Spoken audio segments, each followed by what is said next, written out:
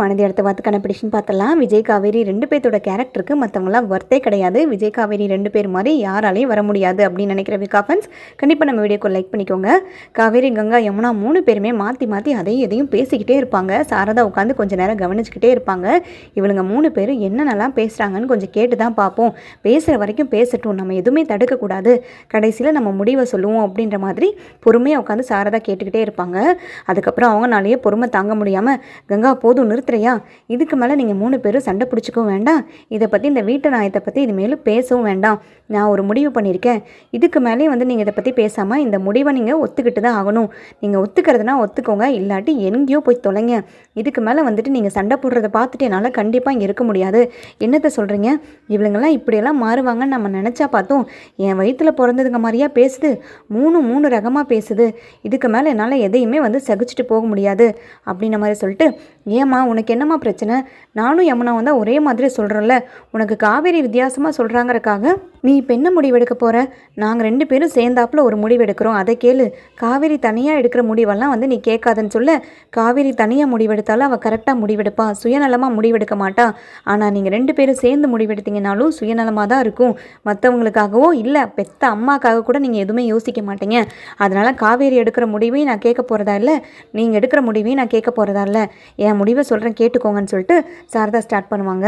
முதல்ல யமுனா கிட்ட கேட்பாங்க, யமுனா இந்த வீட்டை விற்கிறதுக்கு உனக்கு சம்மதமா, எதுக்காக அந்த வீட்டை விற்கணும்னு சொல்கிறேன், எனக்கு கொஞ்சம் சொல்கிறியா அப்படின்ற மாதிரி கேட்க, அம்மா என்னம்மா நீ உட்காந்து என்கொயரியெல்லாம் பண்ணிகிட்ருக்கேன், நான் தான் ஏற்கனவே சொன்னல, நிவின் ஒரு பிஸ்னஸ் ஸ்டார்ட் பண்ண போகிறாரு, அதுக்காக லோன் கேட்டு அலைஞ்சிட்ருக்காரு, ஆஸ் ஒய்ஃபாக நான் கொடுத்தா கொஞ்சம் எனக்கும் பெருமையாக இருக்கும், அது போக அவர் என்னை புரிஞ்சுக்குவார், எங்கள் 2 பேத்துக்குள்ளே இன்னும் ஒத்து போகாமல் இருக்குல்ல, இந்த உதவியாவது பண்ணி அவர் மனசில் இடம் பிடிக்கிறதுக்காக தான்மா நான் கேட்குறேன், அதுவும் போக தாய் வீட்டு சைட்லேருந்து எனக்கு என்ன தான் அப்படி பண்ணிட்டேன், கல்யாணம் ஆனதுலேருந்து எதுவுமே பண்ணல, என் மாமியார் அதனாலேயே கூட என்கிட்ட முறைச்சிட்ருக்கலாம், அதுக்காக தான் நான் கேட்குறேன் அப்படின்ன மாதிரி யமுனா சொல்ல, ஓ இது நிவின் சம்மதத்தோடு தான் கேட்குறியா, நிவின் தம்பி ஒத்துக்கிட்டு தான் நீ அந்த பணத்துக்காக என்கிட்ட கேட்குறியா, அந்த வீட்டை விற்று வர பணத்தை நிவின் தம்பி வாங்கிக்கிறேன்னு சொன்னாரா அப்படின்ன மாதிரி கேட்க, அப்படி இல்லைம்மா, நிவின் கிட்ட நான் இதை பற்றி சொல்லவே கிடையாது, ஆனால் அன்றைக்கி அந்த வீட்டு நியாயத்தெல்லாம் பேசும்போது அவரும் உட்காந்து கேட்டுக்கிட்டு தானே இருந்தார், காவேரி வாங்கிக்கிறதுக்கு சம்மதம் தானே சொன்னார், அப்போ அவருக்கே தெரியும் இந்த வீட்டை விற்று வர ஷேரை நான் கண்டிப்பாக எங்களுக்காக தான் நான் ஸ்பெண்ட் பண்ணுவேன், அவருக்காக பிஸ்னஸ்க்கு கூட நான் கொடுப்பேன்ற ஐடியாவில் மேபி சொல்லியிருக்கலாம்ல அப்படின்ற மாதிரி யமுனா சொல்ல, நீயெல்லாம் யூகிச்சு ஒன்று சொல்லாத, நீ வீட்டை விற்று அந்த பணத்தை பிஸ்னஸ்க்கு கொடுக்கறக்கு நிவின் தம்பி சம்மதிச்சாரா இல்லையான்னு மட்டும் சொல்லுன்னு கேட்க, இல்லைம்மா அதை பற்றி நான் அவர்கிட்ட பேசல, ஆனால் பேசினா ஒத்துக்குவார் கண்டிப்பாக அப்படின்ற மாதிரி சொல்ல, ஏன் யமுனா அவங்க அப்பா அம்மா கொடுக்குற காசவே அவர் வேண்டான்னு சொல்லிட்டாரு, அவரோட சொந்த காலில் அவர் சம்பாரித்த காசில் தான் பிஸ்னஸ் ஆரம்பிப்பேன், அது போக லோனுக்கு அங்கேயும் இங்கேயும் கேட்டு அலைஞ்சிக்கிட்டு இருக்காருன்னு சொன்னேன், நீ கொடுக்குற பணத்தை மட்டும் வாங்கிடுவாரா, அது போக நம்ம பூர்வீக வீட்டை விற்று அந்த பணத்தை கொடுத்தேன்னா அவர் வாங்கி பிஸ்னஸ் ஆரம்பிச்சிருவாரா, நிவின் தம்பியை பற்றி உனக்கு என்ன புரியுதோ இல்லையோ நான் ஓரளவுக்கு புரிஞ்சுக்கிட்டதை வச்சு சொல்கிறேன், கண்டிப்பாக இந்த பணத்தை வாங்க மாட்டார் அப்படின்ன மாதிரி சொல்ல, அம்மா அவர் வாங்குறாரோ இல்லையோ கொடுக்க வேண்டியது ஏன் கடமைம்மா, அது போக நீ எனக்கு என்ன பண்ணியிருக்க கல்யாணத்துக்கு அப்புறம் எதுவுமே பண்ண கிடையாதுல்ல, அதுக்காகவாது நீ இதை பண்ணேம்மா அப்படின்ன மாதிரி சொல்ல, இங்கே பாரு வாயை மூடிட்டுரு, நான் வாயை மூடிட்டுருக்கேன்னு என் வாயை கிளறி பார்க்காத, நீ பண்ணதுக்கு பேர் கல்யாணமும் கிடையாது, நான் அதை சம்மதிச்சிட்டும் பண்ண கிடையாது, படிக்கிற வயசில் ஓடி போய் இப்படி ஒரு கல்யாணத்தை பண்ணிட்டு நியாயம் வேற பேசுறியா, நீ நல்லபடியாக பண்ணியிருந்தேன்னா அதுக்கு என்ன பண்ணணுமோ நானும் பண்ணியிருந்திருப்பேன் அப்படின்ன மாதிரி சொல்ல, எதுக்குமா நீ இப்போ இதெல்லாம் இழுக்கிற, அப்படி பார்த்தா காவேரி அக்கா மட்டும் ஒழுக்கமாவா கல்யாணம் பண்ணிச்சு அப்படின்னு காவேரி இழுக்க, நீ எதுக்குடி காவேரி இழுக்கிற, காவேரி எப்படியோ கல்யாணம் பண்ணா, அதுக்கு பின்னாடி எவ்வளோ பெரிய காரணம் இருக்குங்கிறது உனக்கும் தெரியும் எனக்கும் தெரியும், வாய் கூசாமல் நீ காவேரி இதில் இழுக்காத, அவள் எதுக்காக இந்த கல்யாணத்தை பண்ணான்னு எல்லாருக்குமே நல்லாவே தெரியும், அப்படியே காவேரி அவசரமாகவே கல்யாணம் பண்ணியிருக்கிறதாவே இருக்கட்டும், அவள் என்கிட்ட எனக்கு அதை பண்ணு இதை பண்ணு வீட்டை விற்று கொடு காசு வேணும்னு சொல்லி கேட்டாளா சொல்லு அப்படின்ன மாதிரி கேட்க, அவள் பணக்காரங்களாக பார்த்து கல்யாணம் பண்ணியிருக்கா, அதனால் கேட்காம இருக்கலாம், அப்போ நீ மட்டும் பணக்காரங்க கிடையாதா கல்யாணம் பண்ணது, நிவின் தம்பியும் வசதியானவர் தானே, அது போக நிவின் தம்பி பணத்தை கேட்டு உங்ககிட்ட டார்ச்சர் பண்ணுறவளோ உன் பணத்தை வாங்கி அந்த தொழில் ஆரம்பிக்கிற பையனோ கிடையாது, இன்றைக்கி நேற்றுலடி நானும் கொடைக்கானலில் ரொம்ப காலமாக அந்த பையனை பார்த்துக்கிட்டு தான் இருக்கேன், உன்ன மாதிரிலாம் அவர் கிடையாது, ஒழுக்கமாக நல்லபடியாக வளர்ந்த பையன் அப்படின்ன மாதிரி சொல்ல, இப்போ என்னதாம்மா நீ முடிவாக சொல்கிற, எனக்கு பணம் தர மாட்டியா அப்படின்ன மாதிரி கேட்க, இங்கே பாரு யமுனா நான் உங்ககிட்ட டைரெக்டாகவே சொல்லிடுறேன்,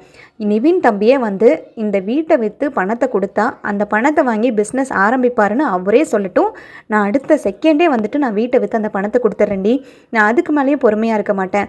ஆனால் வந்து இது உன் சம்மதத்தால் மட்டும் நான் இதை பண்ண மாட்டேன். ஏன்னா நீ பெத்த பிள்ளைன்னு தான் பேர், ஆனால் யாருக்காகவும் யோசிக்கிறது கிடையாது. அதனால் நிவின் தம்பியை வந்து பணம் வேணும்னு கேட்கட்டும், நான் கொடுத்துட்றேன். ஏன்னா இப்போ அவர் தொழில் ஆரம்பிக்கிறதுக்கு அவசரமாக வேணும் தானே கேட்குறேன், அது அவர் வாயாலேயே சொல்லட்டும், என்ன புரிஞ்சுதா அப்படின்ன மாதிரி சாரதா கேட்பாங்க. சரிம்மா, நீ ஏதோ பண்ணுறன்னு தெரியுது, நீ பண்ணு, நான் பேசிக்கிறேன். முதல்ல நான் வந்து நிவின்கிட்ட இந்த விஷயத்த சொல்லிவிட்டு அதுக்கப்புறம் அவரோட ஒப்பீனியன் என்னன்னு கேட்டு வந்து உங்ககிட்ட நான் பேசிக்கிறேன்னு சொல்லிட்டு யமுனா வாய முடிடுவாங்க. அடுத்தது வந்து கங்கா கிட்டே போவாங்க. ஏன் கங்கா, நீ எதுக்காக பணம் கேட்குற அப்படின்ன மாதிரி சாரதா கேட்க, என்னம்மா என்னை வச்சு என்ன காமெடி பண்ணுறியா? உனக்கு தெரியாதா நான் எதுக்காக பணம் கேட்குறேன்னு? நான் என்னமோ ரொம்ப உன் புள்ள மாதிரி வசதியாக இருக்க மாதிரியும் பங்களா காரு வீடுன்னு இருக்கிற மாதிரியும் உனக்கு எதுக்கு பணம் வேணும்னு ரொம்ப அசால்ட்டாக கேட்குற, என்னை பார்த்தா உனக்கு நக்கலாக இருக்கா அப்படின்ன மாதிரி கங்கா விடுவிடுன்னு பேச, இங்கே பாருடி, உன் நியாயத்தெல்லாம் கேட்குறக்கு நான் தயாராக இல்லை. உன்னோட கதையெல்லாம் நான் டெய்லியும் கேட்டுக்கிட்டு தான் இருக்கேன். நீ முதல்ல நான் கேட்ட கேள்விக்கு யமுனா மாதிரி உடச்சி பதில் சொல்லு. நீ எதுக்காக வந்து இந்த பணம் வேணும்னு கேட்குற அப்படின்ன மாதிரி சாரதா கேட்க, ஓ நீ என்ன கேள்வி கேட்குறியா? இப்போ நான் ஒரு கேள்வி கேட்குறேன், நீ அதுக்கு பதில் சொல்லு. குமரன் மாமா எதுக்காக மலேசியா வரைக்கும் போயிருக்காரு? இப்படி வந்து பொண்டாட்டி கர்ப்பமாக இருக்கா, 7வது மாதம் 8வது மாதம் ஆச்சு, என்னைக்கு வேணுனாலும் எப்போ வேணுனாலும் குழந்தை பிறக்கலாம், அதெல்லாம் தெரிஞ்சுக்கிட்டும் எதுக்காக குமரன் மாமா வந்து மலேசியா போயிருக்காரு நீ சொல்லு அப்படின்ன மாதிரி கங்கா வந்து சாரதாவை கேட்க, உடனே பாட்டி சொல்லுவாங்க, பணத்துக்காக தாண்டி அவன் சம்பாரித்து நிறைய வந்துட்டு பணம் வேணும், உனக்கு அப்போ தான் வந்துட்டு உன்னை திருப்திப்படுத்த முடியும்ட்டு தான் அவன் மலேசியா வரைக்கும் போயிருக்கான். அது போக உங்ககிட்டருந்து கொஞ்சம் விலகி இருந்தால் அவனுக்கு நல்லதுன்னு அவன் யோசிச்சிருப்பானோ என்னமோ, அதெல்லாம் தெரியல. மொத்தத்தில் வந்து குழந்தை பிறந்தா நிறையா வந்து பணம் தேவைப்படும், உன்னை நல்ல ஆஸ்பத்திரியில் கொண்டு போய் பிரசவம் பார்க்கணும், குழந்தைக்கு எல்லாம் நல்லபடியாக செய்யணும், அதுக்காக தாண்டி போயிருக்கான் என் பேரன் அப்படின்ன மாதிரி பாட்டி சொல்ல, இப்போ புரிஞ்சுதா? குமரன் மாமா எதுக்காக மலேசியா போயிருக்காரு? பணத்துக்காக போயிருக்காரு. அந்த பணம் இப்போ எங்ககிட்ட இருந்துச்சுன்னா நாங்கள் இங்கேயே ஒரு நல்ல பிஸ்னஸாக பார்த்து அங்கேயே வந்து நாங்கள் சம்பாரித்து நல்லபடியாக இருப்போம். அவர் கண் காணாத இடத்துக்கு போய் இப்படி கஷ்டப்பட்டு சம்பாதிக்கணுன்ற அவசியம் கிடையாதுல்ல. நாங்களும் உட்கார்ந்த இடத்துல சொகுசாக ஓனர் மாதிரி உட்காந்து என்ன பிஸ்னஸ் பண்ணணுமோ அந்த காசை வச்சு நாங்கள் என்ன வேணுனாலும் பிஸ்னஸை டெவலப் பண்ணி நாங்கள் வாழ்க்கையில் முன்னேறிடுவோம்ல, அதுக்காக தான் கேட்குறேன், இதில் என்ன தப்பு இருக்குது சொல்லு அப்படின்ன மாதிரி கங்கா கேட்க, நான் யமுனா கிட்ட சொன்ன அதே பதில தான் உனக்கும் சொல்கிறேன், இதில் வந்து குமரன் தம்பிக்கு சம்மதமாக சொல்லு அப்படின்ன மாதிரி கேட்பாங்க. அது எப்படிமா எனக்கு தெரியும் மாமாவுக்கு இதில் சம்மதம் இல்லையான்னு? கண்டிப்பாக மாமா சம்மதிக்க தான் செய்வார். இங்கே ஒரு நல்ல பிஸ்னஸ் ஸ்டார்ட் பண்ணணும், தொழிலை வந்து நல்லா முன்னுக்கு வரணும், அவர் சொந்த காலில் நிற்கணும், நிறைய வந்துட்டு கம்பெனிஸ் ஆரம்பிக்கணும், அப்படி இப்படின்னு அவருக்கும் நிறைய பிளானு நிறைய கனவெல்லாம் இருக்குது. நீ இந்த மாதிரி சொன்னால் கண்டிப்பாக குமரன் மாமா வந்து ஒத்துக்காமல் இருக்கவே மாட்டார் அப்படின்ன மாதிரி சொல்ல, நீ தப்புடி, நீ கண்டிப்பாக அவரை தப்பாக தான் புரிஞ்சிட்ருக்க. நீ ஒரு புருஷன் பொண்டாட்டி மாதிரி நீ வாழவும் கிடையாது, ஒரு புருஷனை நல்லபடியாக நீ புரிஞ்சிக்கவும் கிடையாது.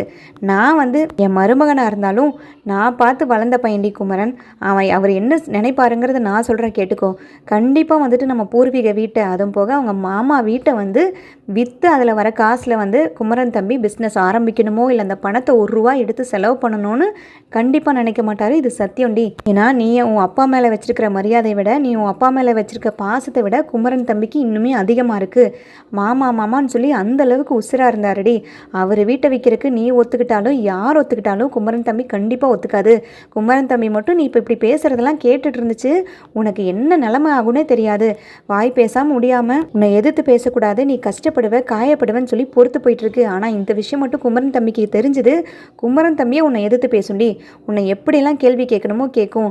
கண்டிப்பாக வந்து குமரன் தம்பிக்கு இதில் இஷ்டமே இருக்காது அப்படின்ன மாதிரி சொல்ல, அதெல்லாம் ஒன்றும் இல்லைம்மா, நீ சும்மா சப்பக்கட்டு கட்டாத. யமுனா கிட்ட வந்து நிவின் ஒத்துக்க மாட்டாருன்னு கதை சொன்ன மாதிரி என்கிட்ட நீ குமரன் ஒத்துக்க மாட்டாரு, குமரன் மாமா ஒத்துக்க மாட்டாருன்னு இப்படி ஒரு கதை சொல்கிறியா? இப்போ எங்கள் 2 பேத்துக்கும் கதை சொல்லி அந்த வீட்டை வந்து நீ காவேரி பேரில் மாற்றி கொடுக்கணும், அதுதானே உன் பிளானு அப்படின்ன மாதிரி கேட்க, அப்படிலாம் கிடையவே கிடையாது.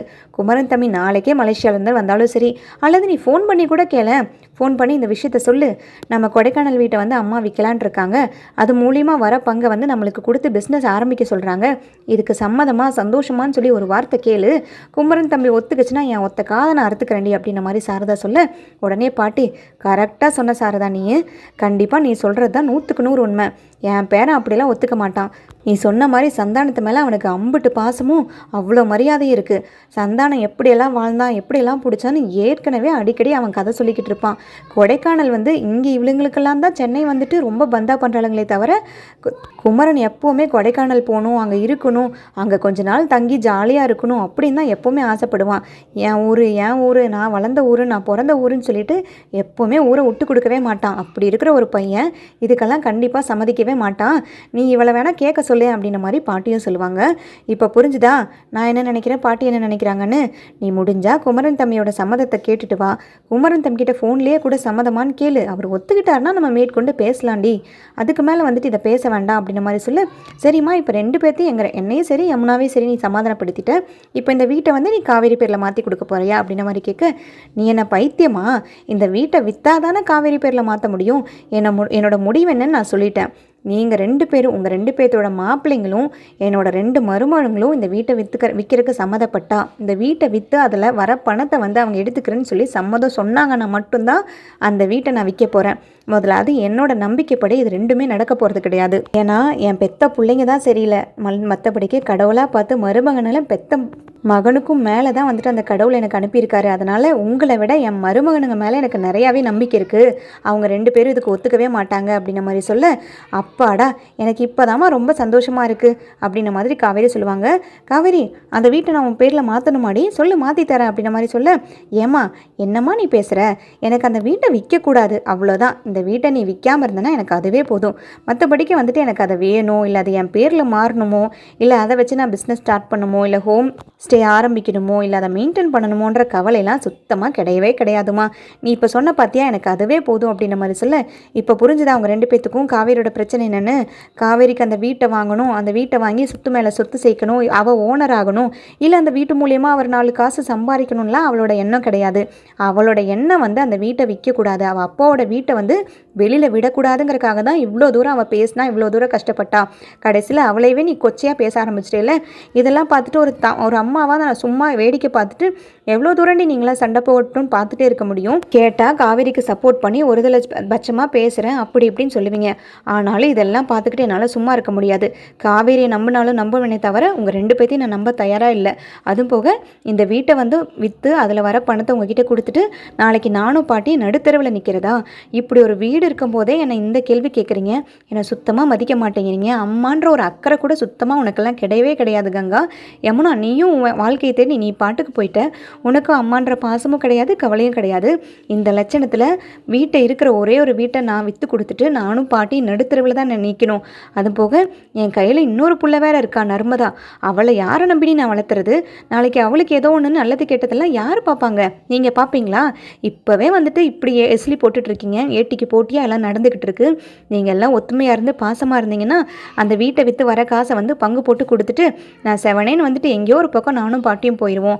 ஆனால் வந்து எனக்கு பின்னாடி நம்ம குடும்பத்தை பற்றி நினைக்கிறக்கோ இல்லை நர்மதாவை பற்றி நினைக்கிறக்கோ நீங்கள்லாம் கண்டிப்பாக ஒற்றுமையாக இருக்க மாட்டேங்க. எனக்கு காவேரி மேலே நம்பிக்கை இருக்குது, ஆனால் அவங்க 2 பேர்த்து மேலே சுத்தமாக நம்பிக்கை கிடையாது. நீங்கள் 2 பேரும் சரியான சுயநலவாதிங்க.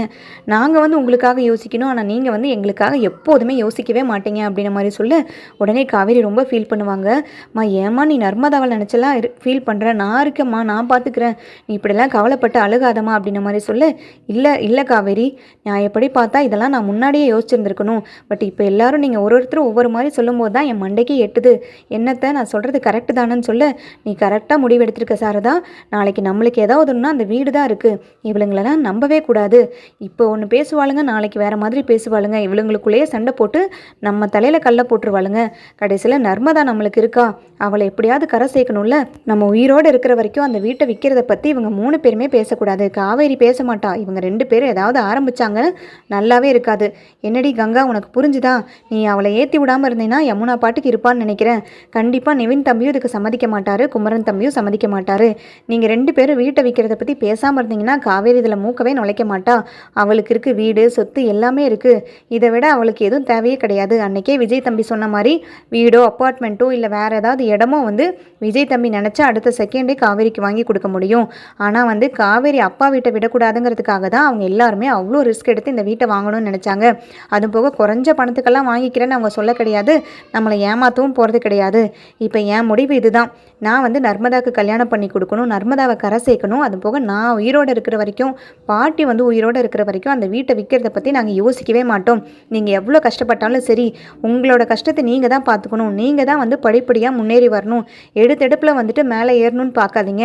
கொஞ்சம் கொஞ்சமாக தான் முன்னேறணும். அப்போ தான் வந்து அதை நிலச்சி நிற்கும். அடுத்தவன் அப்படி இருக்கானே, அடுத்தவன் அப்படி பொழைக்கிறானேன்னு சொல்லிட்டு அவங்கள மாதிரி பொழைக்கணும்னு ஆசைப்பட்டா அந்த கடவுள் கண்டிப்பாக நம்மளுக்கு எல்லாத்தையும் கொடுத்துட மாட்டார். ஒவ்வொருத்தரும் ஒவ்வொரு மாதிரி தான் இருப்பாங்க. ஒவ்வொருத்தரோட நிலைமை ஒவ்வொரு மாதிரி இருக்கும். அதனால் நம்மக்கிட்ட என்ன இருக்கோ அதை வச்சு தான் சந்தோஷமாக இருக்கணும். கங்கா, நீ திடீர்னு பிஸ்னஸ் ஆரம்பித்து திடீர்னு லட்சாதிபதியோ கோடீஸ்வரியோ ஆயிட முடியாது. நீ படிப்படியாக முன்னேறினாதான் அது கரெக்டாக இருக்கும். குமரன் தம்பியும் அதை தான் நினைக்கும். நீ வந்துட்டு குமரன் தம்பியெல்லாம் மாற்ற முடியாது அப்படின்ற மாதிரி சொல்லிட்டு, இங்கே பாருடி யமுனா, நீ படித்து முன்னேறி அடுத்தது என்ன பண்ணணும்னு பார்க்குறத வழியை பாரு. நிவின் தம்பியும் ஒழுக்கமான பையன், ஒழுக்கமாக வளர்ந்துருக்கு. உங்ககிட்ட பணம் வாங்கியெல்லாம் எதுவும் பண்ணாது. அன்னைக்கே சொல்லிச்சு, நீ படிக்கிற வேலையை மட்டும் பாருன்னு. உன் படிப்பு செலவுக்கே நிவின் தம்பி உதவுறங்கும் போது உங்ககிட்ட இருந்து பணம் வாங்கி பிஸ்னஸ் எல்லாம் நிவின் தம்பி ஆரம்பிக்க மாட்டார். அதனால் 2 பேரும் உங்கள் வேலையை பாருங்கள். காவேரி, தயவு செய்து மன்னிச்சிரடி, அவளுங்களுக்கு பதிலாக நான் மன்னிப்பு கேட்டுக்கிறேன்னு சொல்லிட்டு சாரதாவோட கடைசி முடிவை வந்துட்டு சொல்லிடுவாங்க.